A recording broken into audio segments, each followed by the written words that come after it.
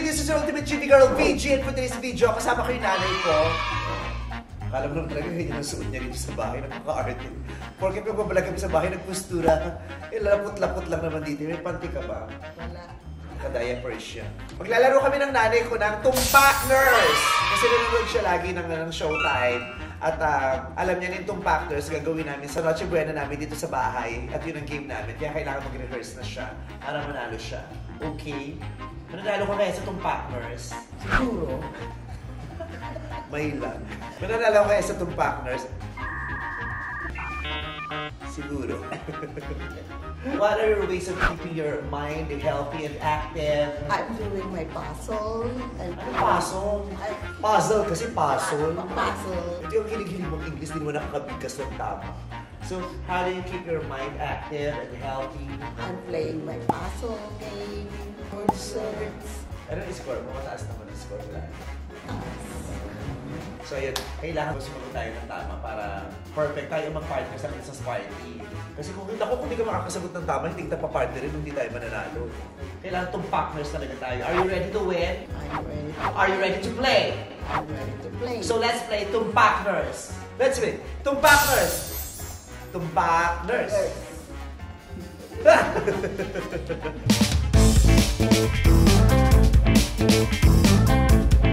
First category. Parte ng katawan na dapat hugasan. 1, 2, 3, go! Itlog. Parte ng katawan itlog. Bakit? Hindi ba parte ng katawan? Parte ba ng bahay yung itlog? Itlog. Dapat hinuhugasan din naman talaga ng itlog. Hindi ba hinuhugasan ng itlog? Parte ba ng mukha yung itlog? Sinabi mo parte ng mukha, sabi parte ng katawan. Katawan. Kung sabihin na natin ang sinabi kategory parte ng mukha, ang sagot mo mukha, parte ng mukha, mukha. Kasi ka na. Paano ka taluhan? Doon talaga hinuhugasan ng itlog. So, ayan, dito rin tayo tama. Dito tayo itong partners. Bumawi ka sa second category. Mga bagay na hinihiram ng kapitbahay. 1, 2, 3, go! Asawa. Dati naman talaga ng kapitbahay ang mga hinihiram, sangkalan, sangkap ng pagkain, di ba? Pero sa panahon ito, yung iba yung asawa na hindi. Kasi sinusoli na lang pag nabuking.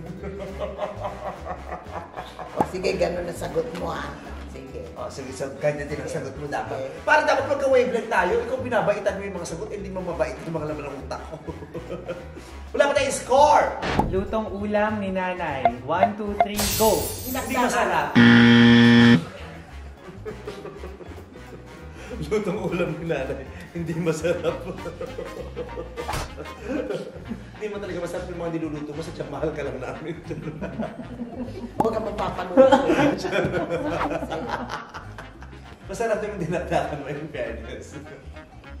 Naalala ko na kasi yung mga dati kasi si nanay, ngayong malalaki na kami, kinausap namin yung nanay ko. Kasi sinabi namin sa kanya yung sama ng loob namin magkakapatid.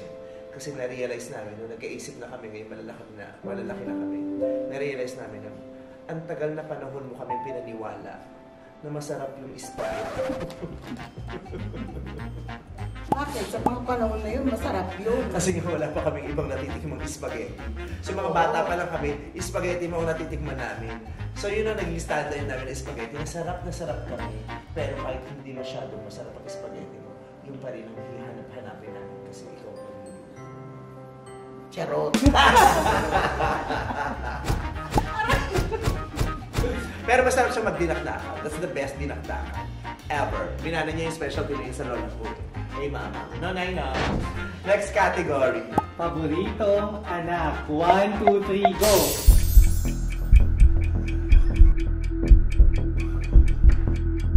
May magkakaalam na tayo. Sige, sumagot.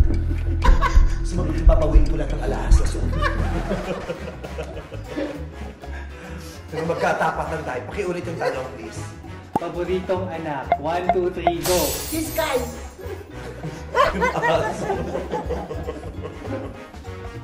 Naniniwala naman ako na yung paborito niyong anak, si Sky, yung aso. Kasi pag nakikita namin, iba talaga yung lambing niya, iba yung connection nilang dalawa, iba yung pagpapakita niya talaga dun sa aso ng pagkalinga, ng pagbibigay ng atensyon, na kailanman hindi namin naranasan sa'yo. mabait kang ina ng isang aso. Wala kang kwentang ina sa mga anak mo. Si Sky, yun ang nagpapaligaya sa kanya ngayon. Si Sky. Buti nga bumait na yung aso. Pinakalimutan ko lang. Siguro yung utusan mo yung aso nyo na... Hindi si Sky kumakalmot sa'yo. Yung isa. Si Tata. Aso ba yun? Oh my God, kala ko maid nyo yun. Si Tata.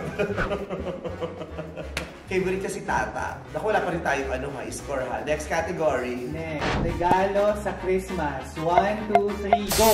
Wala. Pera. Wow. Wala.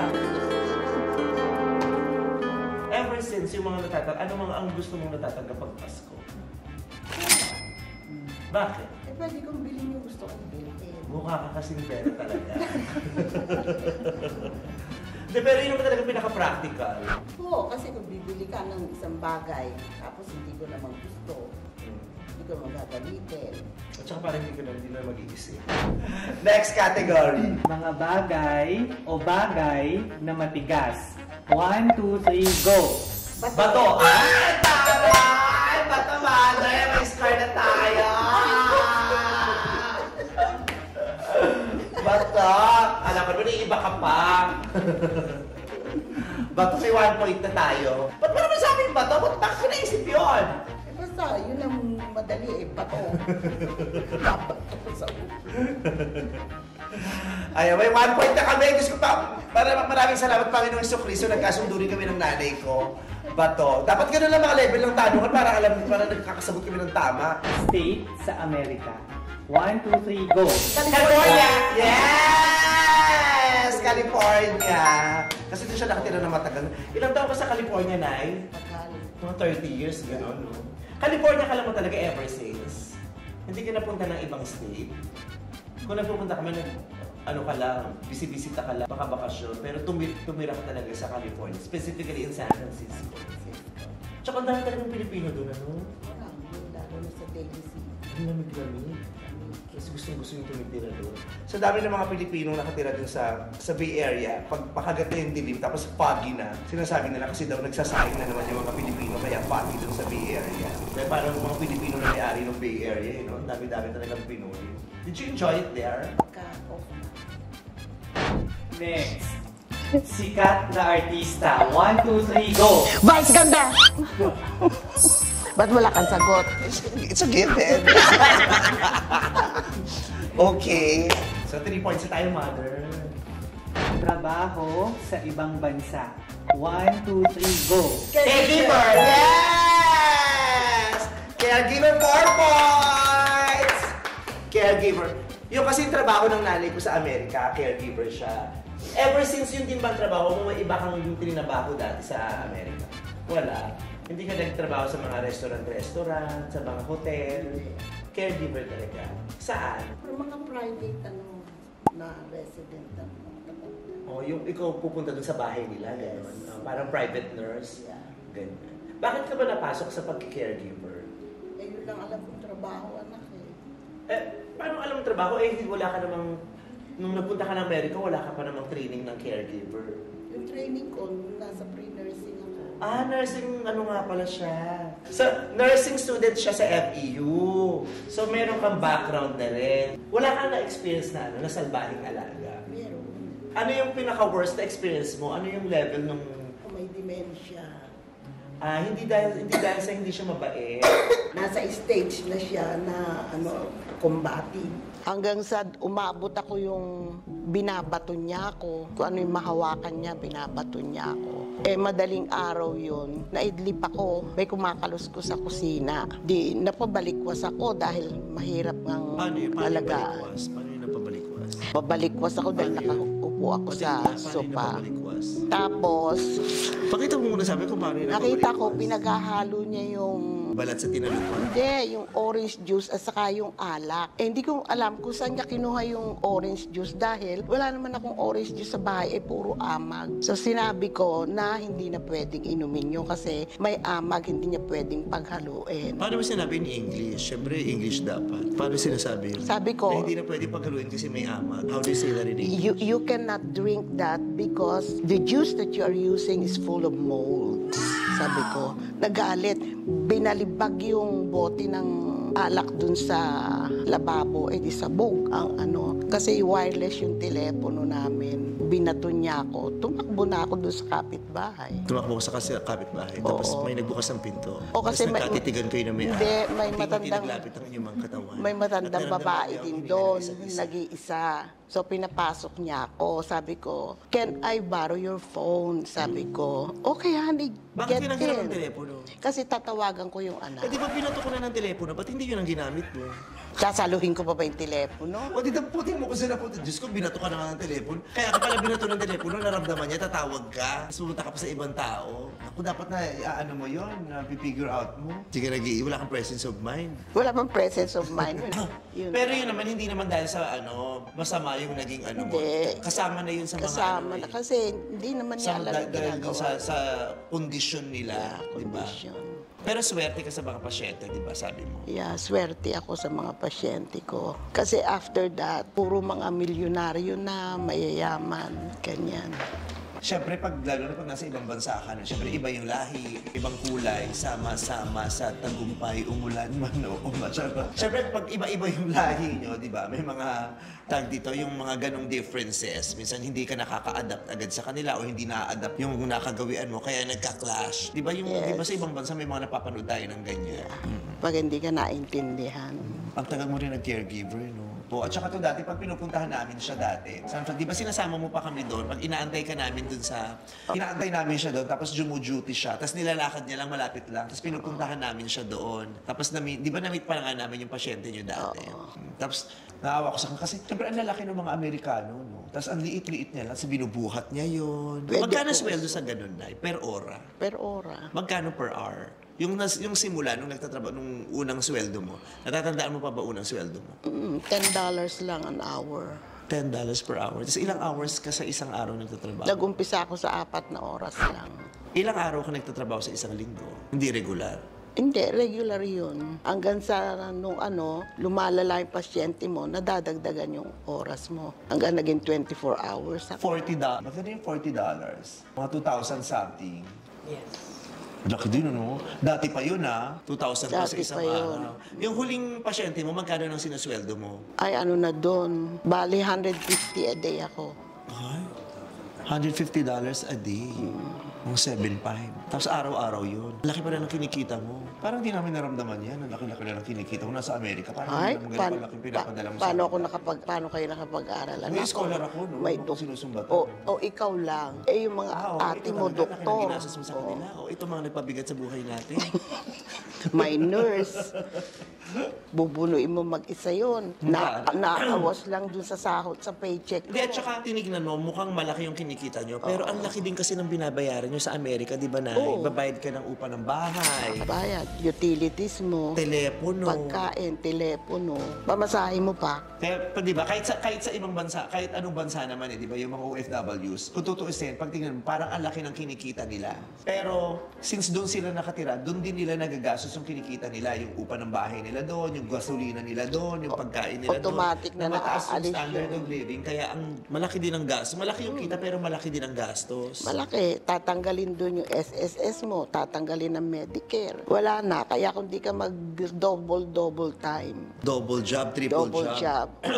Oh, ang daming ganyan. Kaya ako, sumasabak ako sa 24 hours, 7 Ano ba- days a week. Hindi ka naman nag-double job, Nay? O double patient lang? Yung Oo, ganun? double patient. Halimbawa, Pero di ba dati sabi mo, nakwento mo dati, nag-double job ka dati, may sideline ka pa, bukod sa caregiver, di ba, nagpo-pole dance ka dati hindi ka ba nag-pole dance? Sabi mo dati nag-pole dance ka. Di ba? hindi ako nagpo-pole dancing. Di sa nag-fire eating ka din dati, sabi mo dun sa pag may mga events. Nagpa-perform ka sa mga events. Fire eater siya dati. Katulad, Basta taco with tassels. ang duty ko sa gabi, mag-uumpisa ako ng 8 to 8. Magmamadali ako para habulin ko yung bus na 8 o'clock kasi may alas 9 pa ako. Dalawa ang pasyente mo. Dalaway pasyente Sa isang ko. araw. Tapos, sandali lang yung tulog ko. Gigising naman ako alas 3. Magsaserve ako sa St. Patrick Church. ng 5:15 mass. Tatapos ako 6:15. Tama-tama para habulin ko na naman yung bus ko. Ba't mo hinahabol kasi yung bus? Mahuhuli ako na may time. Pwede ka naman mag-abang lang dun sa bus station. Ba't hinahabol mo Sabi yung sa'yo, bus? hindi ka pares dito sa atin na para meron bus stop. Tapos inaabutan mo yung bus pag hinahabol mo. Oo. Sabi na nga ba, superhero ka. Nahabol mo yung bus. Pinapadala mula sa ibang bansa. 1, 2, 3, go! Pera. Corn beef. Parang mas naranasan ko yung corn beef kaysa dun sa pera eh. Oo, corned beef. Yung corn beef na may susi. Na pag nawala yung susi, mahihirapan ka ng Mahirapan buksan kasi ng hindi buksan. naman bilog yung lata. Rectangle, di ba? Ang hirap ganunin pag rectangle yung lata. Tapos nakakangilo. Pero dati talaga kami.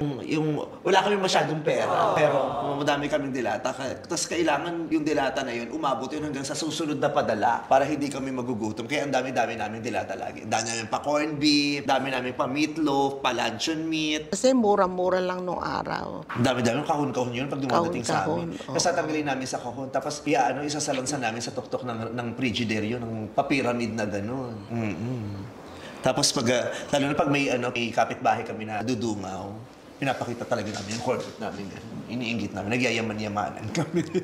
Pero namimigay, di ba? Namimigay din tayo ng mga padala. Lalo na nung wala pa siya sa Amerika, yung lola ko pa lang nasa Amerika, pag may dumarating na package. Kasi siyempre yung sa lugar namin, di ba, dikit-tikit, kasi ding-ding-ding-ding lang yung mga pagitan, tapos magkakatapat yung mga pinto. So, tapos iskinita pa. Alam na alam nila pag may package kami. Kaya siyempre, pag sa ganung community, di ba, share. Share. So, pag Bibigyan mo dumarating yung rin sila. package, nagpapamigay din yung nanay ko. Ay, bigay mo nga kila Aling Biding, ibigay mo nga kila Aling ganito yun, kila Kumaring ganito. Magbibigay kami ng mga tagdadalawang lata, tagdatatlong lata, yung mga ganyan. Pero pinipili din namin yung mga malapit na mag-expire, yun ang binibigay talaga namin. Bastos ka, anak, mamaya na.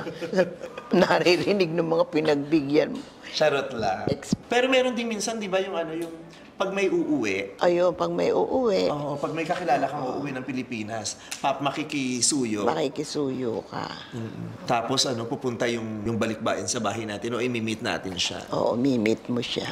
Yeah. Or minsan naman sa card, nilalagay mo sa card, kunyari Ay, oo. birthday namin. Safe pa nun. O kaya Pasko, Pasko. Pag mga kaya, birthday nila, pag may sinasapit ako sa card. may card, tapos may sulat. Kaya minsan yung sulat, pag sabihin, may sulat sa'yo yung nanay mo, pag gagawin mo yung sulat, kasi gagawin mo sa liwanag, titignan mo kung may makikita kang dollar doon. Pag wala, malungkot kang magbubukas doon. Pero pag $100 yung sinasapit ko, binabalot ko ng foil para hindi makita. Minsan naman yung nilalagay sa mga padala rin sa package, nagsisiksik doon. Oo. Sa mga sapatos, dinidikitan, yung mga ganyan. Dati ang hirap-hirap pang magpadala ng pera. Oo, pupunta ka pa sa bangko. Ang hassle, ang daming matrabaho.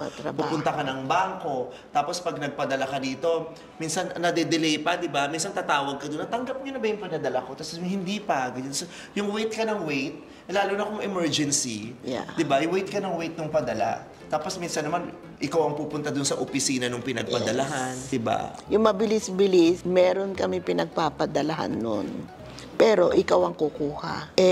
Parang hindi safe. Nakakatakot. Tapos mahal pa yung bayad. Kasi may Mahal bayad pa yun, yung di ba? bayad. May Oo, charge. may charge. It's either magbabayad ka ng charge o ikakaltas dun sa value nung pinadala mo. Oo. Pero ako binabayaran mo, may butal pa pagka kakaltasin pa doon sa ipapadala mo. Pero ngayon madali na yung ganyan. Madami ng ganap. Sa panahon ngayon, di ba, parang everything is in the palm of your hands. Parang pindot-pindot na lang. Pindot di ba? lang. Hindi ka tulad dati, pupunta ka ng bangko.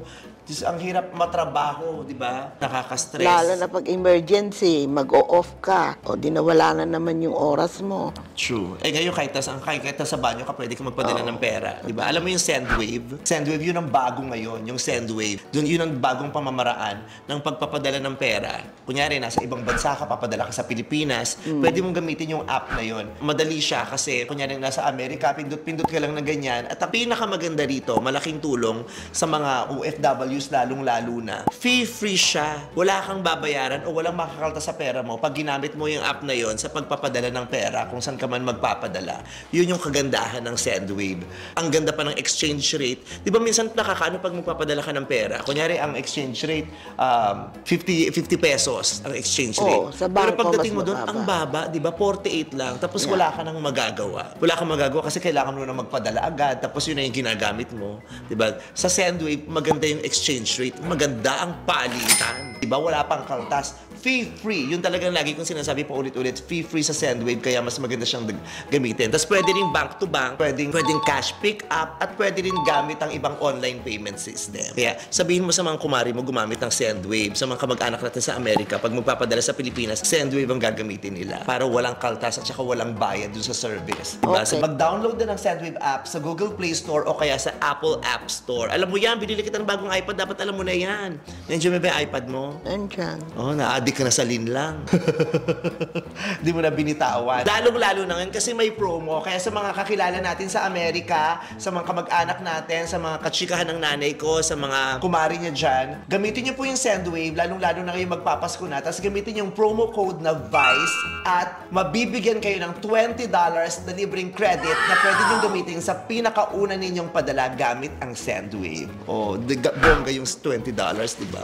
Isang libo mahigit na rin yung dito sa Pilipinas. Ayun. Kasi di ba, kada sentimo na kinikita ninyo at pinapadala ninyo sa mga pamilya ninyo sa Pilipinas, kayong mga nasa ibang bansa, napakahalaga nun, di ba? Mahalaga.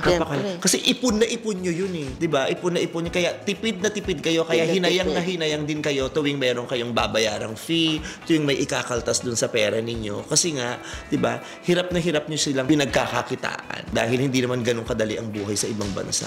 Di ba? Yung kasi ang ano eh, yun ang sad reality.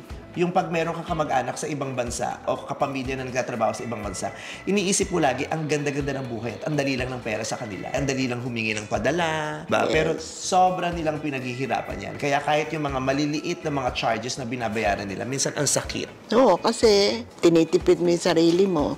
Magpapadala ka na nga, may bayad pa. Kaya buwangga talaga yung Sendwave. Kaya ipamalitan mo sa mga kumari mo yung Sendwave. Diba? Kaya katulad mo, diba, na mga nagtrabaho sa Amerika para bumuhay ng mga pamilya, makapagbigay ng magandang kinabukasan sa pamilya nila. Saludo kami sa lahat ng mga OFWs. Diba, Nay? Lalong-lalo na sa mga nasa Bay Area, ng mga nandiyan, ng mga kamag-anak namin, ng mga kachika ng nanay ko. Shout out mo na sila! Hi, binabati ko lahat ng mga kamag-anak ko sa Bay Area, mga kaibigan ko, mga nakatrabaho ko. Merry Christmas! Sa Bay Area kasi siya nag-stay. Baywalk Body siya dati. Member siya ng Baywalk Body. Ayun. Ayan. So ito, maganda yung score natin. Yung score natin sa tumpak na si nanay. Naka-4 tayo, nanay. Kaya mukhang tayo ang magpa-partner sa Christmas party natin sa Noche Buena. Pero kailangan mabilis ka sumagot at saka hindi ko pwedeng ubo ng ubo tapos umiihi ka sa kalagitnaan ng game. Hindi tayo mananalo. In-announce mo pa ihi ko. Bakit alam naman nilang umiihi ka, no? Mas nakakatakot yung kung naniniwala silang hindi umiihi ng nanay ko. Ano yung nanay ko? Manika. Si Barbie. So kayo din sa Pasko, maglaro din kayo ng tumpak kasama ang mga mahal nyo sa buhay dahil GV ang tumpak. So there, GV lang. Babay ka na. Bye! Sabi mo, GV lang. GV lang. May pa-Christmas countdown ng Sendwave sa kanilang hashtag A Sendwave Pasko Giveaway. Last month, may pa-shopping spree ang Sendwave worth $500 sa 10 users. This Christmas, gagawing mas espesyal ng Sendwave ang Noche Buena ng Sendwave users na malayo sa Pilipinas. Mamimigay ang Sendwave ng 25 Noche Buena feasts through electronic gift cards galing sa inyong paboritong local grocery stores sa US, UK at sa Canada. Magpadala lamang sa Pilipinas ng at least $200 gamit ang Sendwave before November 30 at baka isa ka na sa 25 na maswerteng mabunot at manalo ng Noche Buena feast. Pwede kayong sumali sa giveaway sa hashtag A Sendwave Pasko page.